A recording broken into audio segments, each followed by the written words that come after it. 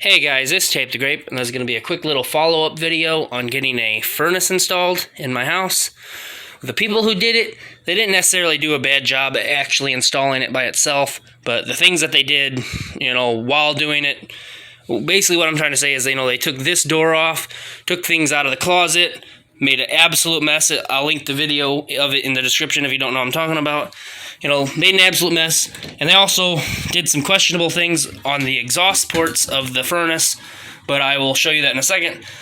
We did call them and mention the problems to them, but we didn't make them clean it up or put the door back on. I did that myself because, they'd just be silly to make them sweep it up and put the door back. Of course, like I said, put the minuscule amount of things back in the closet. But it did need a sweeping out, that's for sure. I bet you it's never been swept out before back here. At least not in the last 10 years. But anyway, that's that. So that's fine. And of course I, vacuumed the carpets. Still a little bit dusty and whatnot. It's a basement, of course. But let's go check things over here.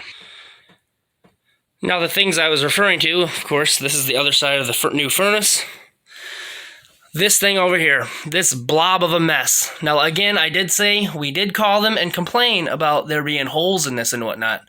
And today they came right over and, supposedly fixed it. But I come to find out there's still a hole right there. They came back to fix their mistake and it's still there.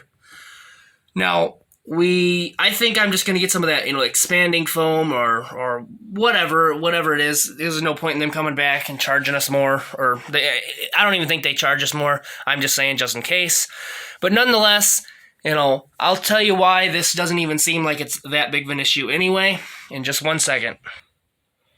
So now with the new furnace, or I'm sorry, let me start with the old one. The old one, where all the exhaust or whatever you want to call it would go, it used to actually go into the chimney here. That's what this big gap is, or I'm sorry, where it's missing something now and why it's so big.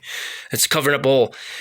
Those pipes that I mentioned in my other video, one of those is the exit and the other one's the intake. So that's basically where all the gases go and the, where they suck in the, I guess, or it's maybe ventilation for one. But anyway, so I realized the only thing that's going into this chimney is the hot water heater, not the furnace.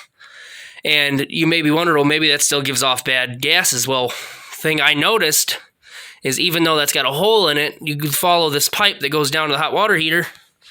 As you can see, as plain as day, if there was toxic gases, it would come through in here anyway. So whatever comes out of this hot water heater goes through that and goes into the chimney. The furnace no longer goes through the chimney, which doesn't make sense to me, but I guess that's the way they did it. But, so yeah, even if there is that hole there, I guess it really doesn't matter because there's that big gap there. And again, for the furnace, that's going out the PVC pipes. So while they should have done a better job, I guess it isn't, gonna immediately kill us or whatever. But anyway, and another thing to mention that's maybe has something to do with it, maybe doesn't. We're starting to smell kind of a gas leak over here, like a very minuscule one. Like from here, I can't smell it. A few hours ago, I was really close to it. Not particularly this, but I mean just in the general vicinity, I could smell gas. But we're having a gas man come tomorrow to check everything out. But other than that, I just wanted to give you a little follow-up of it. I mean, most of the things are sorted out, but if anything crazy happens or anything worth noting, I'll let you know. But otherwise, I'll see you in the next one. Bye.